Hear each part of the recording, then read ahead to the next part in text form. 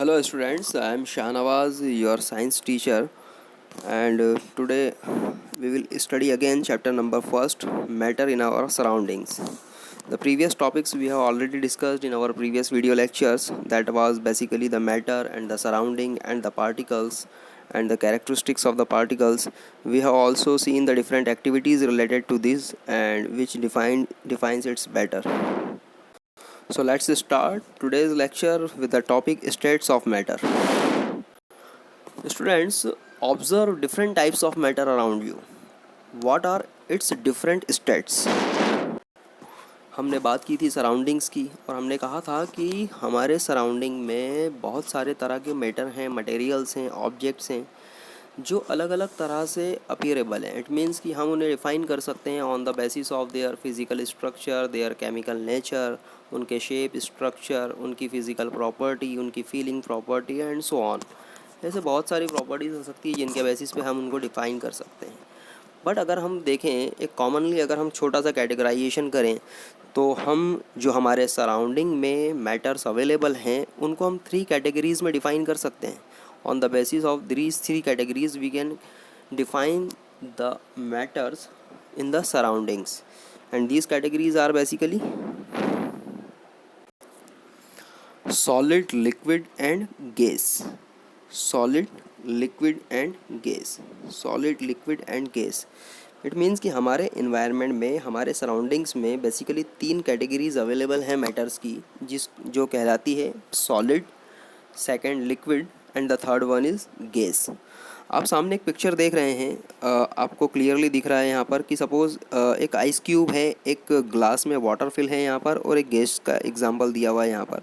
हम बिल्कुल देख सकते हैं हमारे सराउंडिंग इन्वायरमेंट्स में कि ये जो सॉलिड है या फिर आइस क्यूब है, ये बेसिकली इसका एक पर्टिकुलर स्ट्रक्चर है. जिस भी पर्टिकुलर फिजिकल स्ट्रक्चर में आपने इसको बनाया हुआ है. सेकंड, अगर लिक्विड की मैं बात करूँ तो लिक्विड भी बेसिकली अवेलेबल होता है. जिस भी पर्टिकुलर कंटेनर में आप उसको फिल करेंगे वो शेप वो ले लेगा. ठीक है, फ्लोइंग प्रॉपर्टी होती है. देन ये गैस की अगर मैं बात करूं तो gas in the form of air हमारे सराउंडिंग्स में मौजूद हैं और इनके अलावा भी और भी बहुत सारी गैसेस जो ऑलरेडी एयर में मिक्स हैं. फॉर एग्जांपल ऑक्सीजन हो गया, कार्बन डाइऑक्साइड हो गई, जो मोस्ट फेमस गैसेस हैं जो बेसिकली हमारी लाइफ से रिलेटेड हैं. हाँ, अगर हम थोड़े से डीप में इनकी बात करें, हालांकि हम अभी आगे कंटिन्यू करेंगे इन्हें, तो अगर हमने बात की थी पार्टिकल्स की तो आपको याद आ रहा होगा हमने कहा था जितने भी मैटर्स होते हैं वो सारे के सारे पार्टिकल्स से मिलकर बने होते हैं. और ये जो पार्टिकल्स होते हैं इनकी अलग अलग कोई ना कोई कैरेक्टरिस्टिक्स होती है, हमने डिस्कस की थी. तो अगर आप ये देखें कि बेसिकली अगर सॉलिड की, तो सॉलिड के केस में जो पार्टिकल्स होते हैं वो एक दूसरे से काफ़ी करीब होते हैं, एक दूसरे के काफ़ी करीब होते हैं, मीन्स बहुत ज़्यादा डेंस होते हैं. पार्टिकल्स की density in case of the solid क्या होती है, बहुत ज़्यादा होती है. अगर मैं लिक्विड की बात करूं तो लिक्विड में जो पार्टिकल्स होते हैं थोड़े दूर होते हैं एक दूसरे से. ठीक है, in comparison to solid the liquid जो पार्टिकल्स होंगे वो थोड़े दूर होंगे एक दूसरे से. अगर मैं गैसेस की बात करूं तो गैसेस के केस में जो पार्टिकल्स की डेंसिटी होती है वो बहुत कम होती है. अगर मैं बात करूं लिक्विड के कंपैरिजन में, तो लिक्विड के कंपैरिजन में क्या होती है, बहुत कम. मीन्स पार्टिकल्स जो होते हैं पर यूनिट एरिया बहुत दूर होते हैं. क्लियर?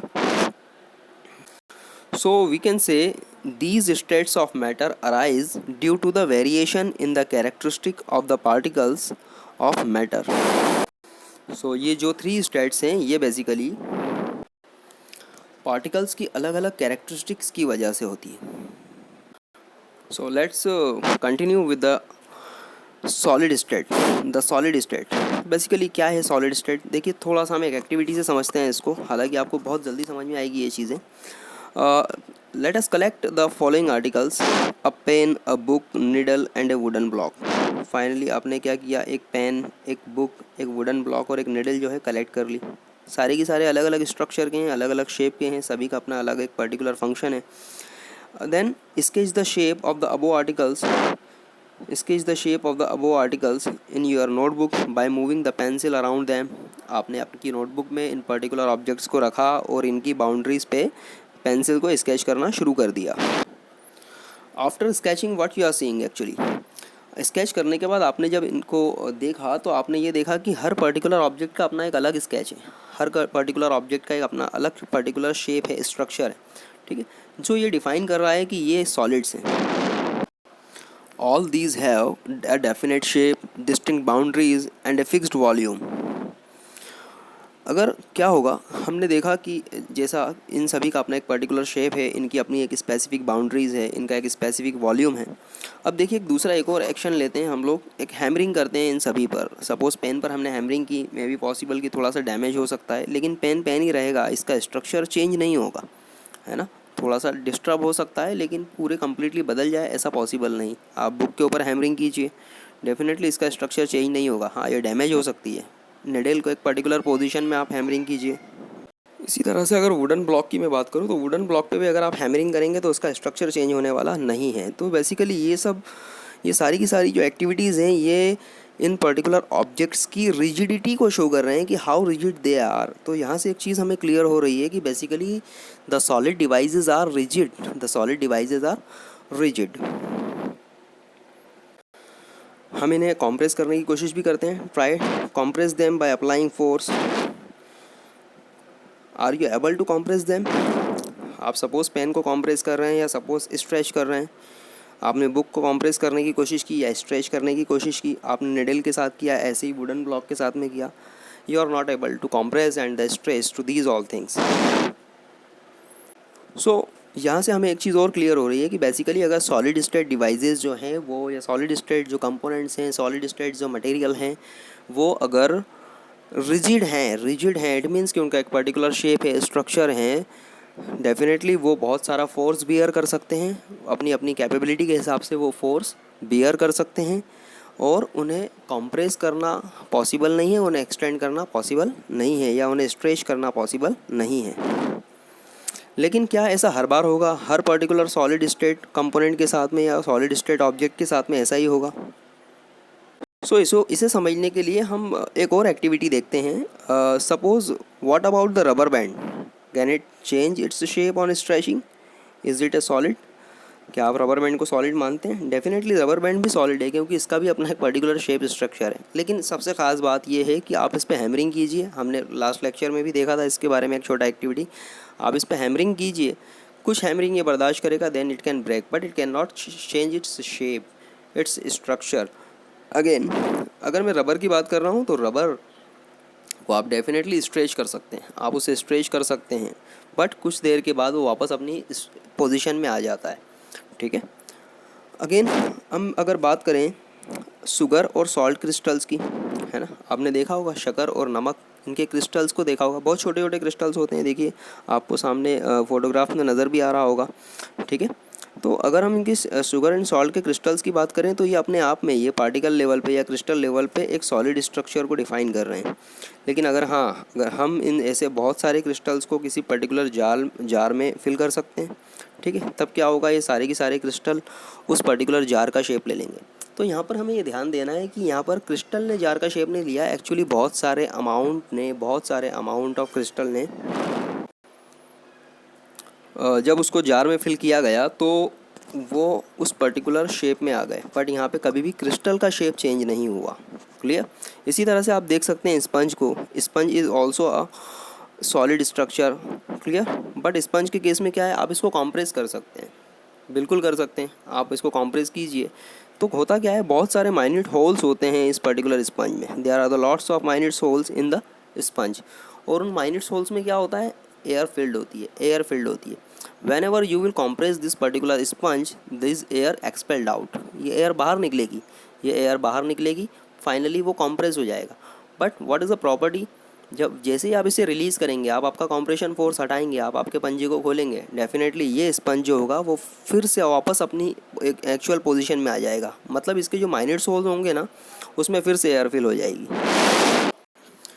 इन सारी एक्टिविटीज़ से हमें एक्चुअली एक बात ये समझ में आती है कि अगर हम सॉलिड की बात कर रहे हैं तो definitely we will define the solid like as each and every solid structure has a particular definite shape and fixed boundaries, but the different solid may have the different properties, like the some of the solid objects may bear the force, some of the solid objects may not bear the force, some of the objects might be compressed, some of the solid objects can be stretched, and so on.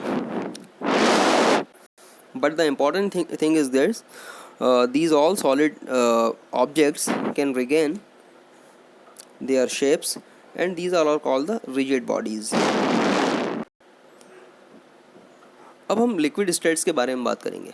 I hope कि आपको solid state समझ में आया होगा। ठीक, अब liquid states के बारे में अगर मैं बात कर रहा हूँ तो इसको भी समझने के लिए एक छोटी सी एक्टिविटी देखते हैं हम लोग कि लेट अस कंसीडर आपने कलेक्ट किया हुआ है water, cooking oil, milk, juice और कोल्ड ड्रिंक आपने लिया। आपने अलग अलग शेप के कंटेनर भी ले लिए कुछ इस तरह के। ठीक है, आपने क्या किया, सबसे पहले तो इन जो आपके लिक्विड्स हैं, ये जो एग्जांपल्स हमने लिए हैं, water, cooking oil, milk, juice, cold drinks, ये सारे लिक्विड्स जिनको हम कंटिन्यूसली हमारी डेली रूटीन लाइफ में यूज़ करते हैं।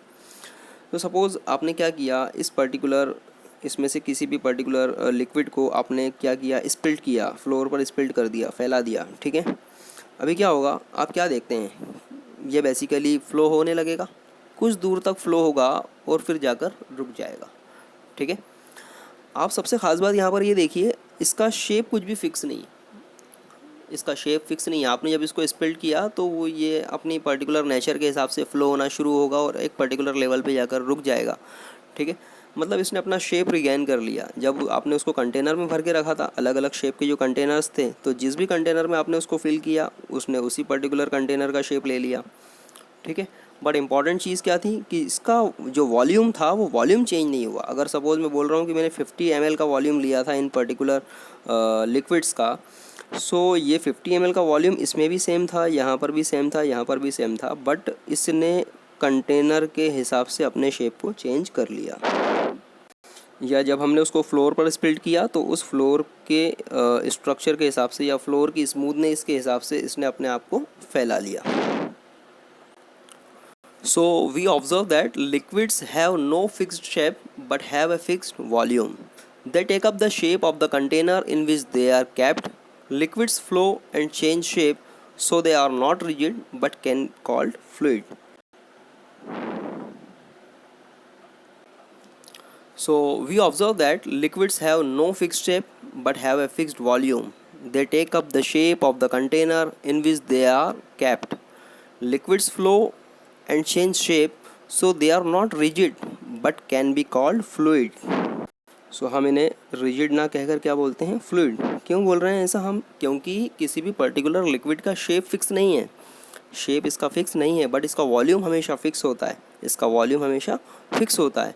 और ये जिस पर्टिकुलर आप कंटेनर में डालेंगे इसको, उस कंटेनर का ये शेप ले लेगा। अगर आप इसको फ्लोर पर स्पिल्ट करेंगे तो ये फ्लो होना शुरू हो जाएगा। इसकी इन प्रॉपर्टीज़ की वजह से हम इन्हें फ्लूइड कहते हैं, फ्लूइड।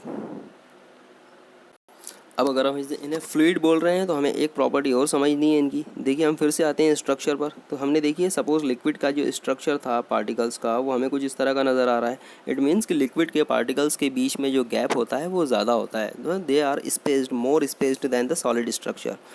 सो सबसे इम्पॉर्टेंट जो प्रॉपर्टी होती है ना, कि जो लिक्विड होता है इसमें सॉलिड भी डिफ्यूज़ हो जाता है, कुछ सॉलिड डिफ्यूज़ हो जाते हैं। For example, salt and sugar का एग्जांपल लिया था हमने लास्ट एक्टिविटीज़ में। सॉल्ट और शुगर को अगर आप वाटर में डालेंगे तो वो डिफ्यूज़ हो जाएगा, कुछ देर के बाद वो उसमें मिल जाएगा। क्यों मिला? क्योंकि जो पार्टिकल्स थे शुगर एंड सॉल्ट के, वो इन वाटर के पार्टिकल्स के साथ में एडजस्ट हो गए। इन वाटर के पार्टिकल्स के बीच में जो गैप है, उन गैप में आकर शुगर और सॉल्ट के पार्टिकल्स फिल हो गए। इसलिए हमने कहा कि basically the sugar and salt और the sum of the solids might be diffused in the water or liquid. Other than it, अगर मैं बात करूँ लिक्विड की, so definitely one liquid can be easily diffused in the another liquid. आप घर में शरबत वगैरह बनाते होंगे, देखते होंगे आप, अलग तरह के फ्रेगनेंस या अलग तरह के कलर्स जो हैं हम वाटर में मिक्स करते हैं, हो जाता है ना इजीली। हमने लास्ट एक्टिविटी में इंक को मिक्स किया था वाटर के साथ में, क्या हुआ, वो इजीली मिक्स हो गया। सो लिक्विड भी लिक्विड के साथ में इजीली डिफ्यूज़ हो जाता है, इजीली मिक्सअप हो जाता है। सेम कॉन्सेप्ट कि एक लिक्विड के जो पार्टिकल्स होते हैं वो दूसरे लिक्विड के पार्टिकल्स के गैप्स में एडजस्ट हो जाते हैं, finally they have become diffused in each other. Similarly अगर गैसेस की बात करूं तो गैसेस भी जो है वो लिक्विड में डिफ्यूज़ होती है। किस तरह से? सबसे अच्छा एग्जांपल आप देखिए इसका ऑक्सीजन का। आप देखिए एक्वेटिक एनिमल्स का, the aquatic animals can breathe under the water due to presence of dissolved oxygen in water. Clear?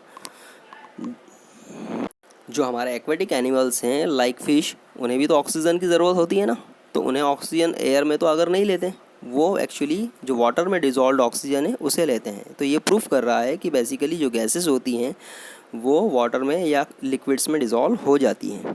तो इट मीन्स कि सॉलिड हो चाहे लिक्विड हो या गैसेस हो, all can diffused in the liquids. चलिए अब हम बात करते हैं गैसियस स्टेट की। गैसियस स्टेट, सॉलिड की बात कर ली हमने, लिक्विड हमने डिस्कस कर लिया। Now we will discuss about the gaseous state. Let us consider another activity. यहाँ पर हमने सपोज 3 सिरिंजेस ली हुई है। सिरिंजेस होती है ना, समझते हैं आप लोग, आपको कभी इंजेक्शन लगा होगा, है ना, उस तरह की आपने सिरिंजेस ले ली। सपोज 100 ml की 3 ली है आपने, ठीक है। क्या किया आपने, इसका जो ऊपर का पिस्टन होता है ना, जो अंदर बाहर होता है, इसको आपने बाहर कर दिया। सबसे पहले इसको हटा दो आप। सपोज़ जो फर्स्ट सिरिंज है इसमें आप डालिए चॉक पाउडर। हाँ, एक चीज़ आपको याद रखनी है कि इनमें कुछ भी फिल करने के पहले जो नीचे छोटा सा ओपनिंग होता है ना, उसको आपको पैक करना है। उसको आपने क्या किया, पैक कर दिया। क्लियर। अब किसी रबर से या रबर के कॉक से आपने इसको पैक कर दिया। इट मीन्स कि अब जो भी आप फिल करेंगे वो नीचे गिरेगा नहीं इसमें से, ठीक है। अब क्या हुआ, जो पहली सिरिंज है आपकी फर्स्ट सिरिंज, उसमें आपने चॉक पाउडर फिल किया है। You fill the chalk powder in the first syringe and then water in the another syringe, second one. और जो थर्ड वाली सिरिंज है ना, उसमें आपने कुछ भी फिल नहीं किया है, ठीक है, उसको खाली छोड़ा हुआ है, ठीक। तो फर्स्ट सिरिंज में आपने चॉक पाउडर डाला हुआ है। चॉक पाउडर कैसा है, सॉलिड है, क्लियर, सॉलिड है। वाटर डाला हुआ है आपने, वाटर डाला हुआ है सेकंड वाले में, definitely it's a liquid, it's a liquid. And the third one left as it is. तीसरी वाली को आपने ऐसे ही छोड़ दिया। ऐसे ही छोड़ा तो इट मीन्स उसमें एयर आ गई। अब it means we will consider the air is filled in this particular syringe. So देखिए होता क्या है, अब आप इसके पिस्टन को लगा दीजिए। आपने पिस्टन लगा दिया, लगा दिया, लगा दिया। अब पिस्टन लगाने के बाद आपको क्या करना है, इनको पुश करना है। सपोज़ आपने पुश करने की कोशिश की, आपने चॉक से फिल वाली सिरिंज को पुश करने की कोशिश की। Then you try to push this liquid filled syringe and then you try to push this air filled syringe. क्या फील किया आपने, क्या ऑब्जर्व किया, इस चॉक से फिल वाली सिरिंज को पुश करना बड़ा डिफ़िकल्ट था, ऑलमोस्ट इम्पॉसिबल। आपने एक पर्टिकुलर लिमिट तक इसको प्रेस किया, उसके बाद फिर अब आप नहीं कर पाए। कंपैरेटिवली लिक्विड से फिल्ड जो सिरिंज थी उसको कंप्रेस करना थोड़ा इजी था, बट ये भी एक पर्टिकुलर लिमिट तक ही हो पाई क्योंकि नीचे से पैक है।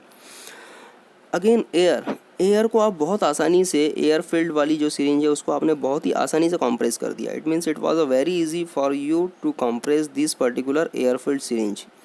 इन सब से मीनिंग क्या निकला, इसका मतलब अगर मैं कॉम्प्रेसेबिलिटी से निकालूँ, सो हम देखेंगे कि जो सॉलिड हैं उन सॉलिड की कॉम्प्रेसेबिलिटी बहुत कम है। सॉलिड को आप कॉम्प्रेस नहीं कर सकते इतनी आसानी से।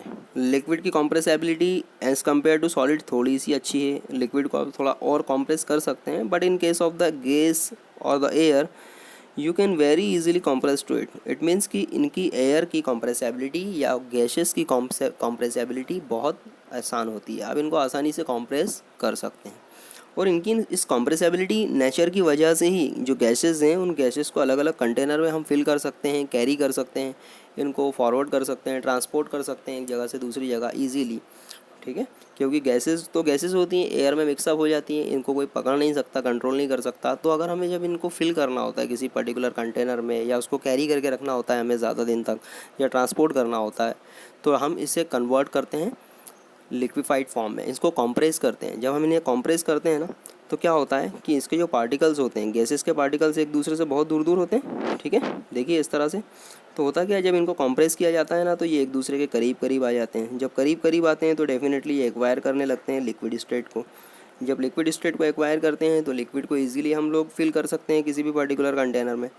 तो इसी तरह से जो आपकी गैसेस होती हैं उन गैसेस को ईजिली कॉम्प्रेस करके हम बहुत सारे उनके एप्लीकेशंस परफॉर्म कर सकते हैं।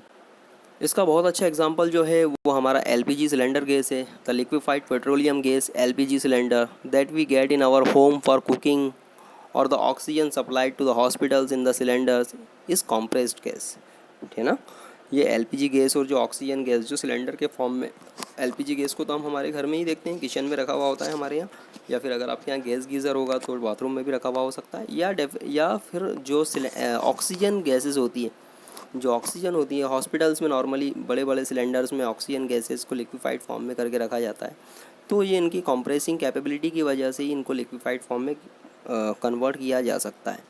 इसके अलावा बहुत सारे आप व्हीकल्स देखते होंगे, है ना, CNG compressed natural gas, CNG, बहुत सारे सीएनजी व्हीकल चल रहे हैं आजकल। पेट्रोल और डीजल के अलावा एक दूसरा फ्यूल आने लगा ना, हम बोलते हैं भाई ये पर्टिकुलर व्हीकल गैस से चल रहा है। तो वो गैस को कैसे फिल किया गया उसके टैंक में? ऑब्वियसली वो जो गैस है ना उसको लिक्विफाइड फॉर्म में कन्वर्ट कर दिया गया, इसीलिए तो उसे कहा कॉम्प्रेस्ड नेचुरल गैस। वो नेचुरल गैस है लेकिन कैसी है, कॉम्प्रेस्ड है, और जब कॉम्प्रेस्ड है तो हमें लिक्विफाइड फॉर्म में अवेलेबल है पेट्रोल गैस के जो पम्प्स होते हैं वहाँ पर।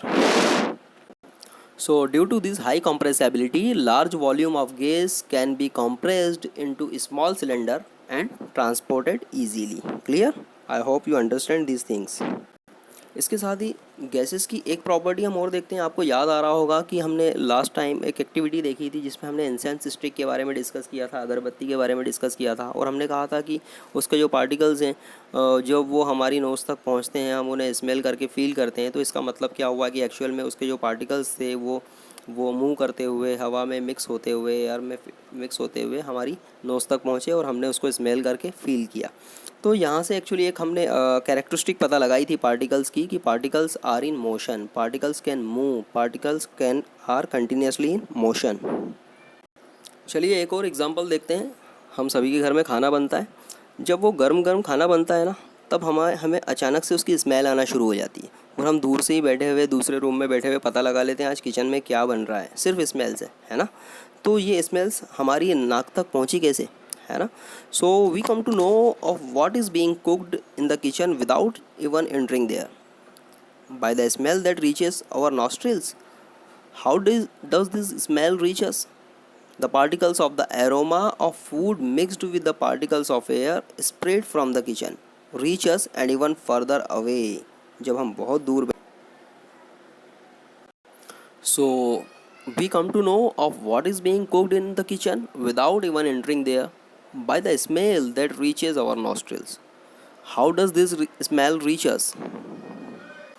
Even that food is much further away from us.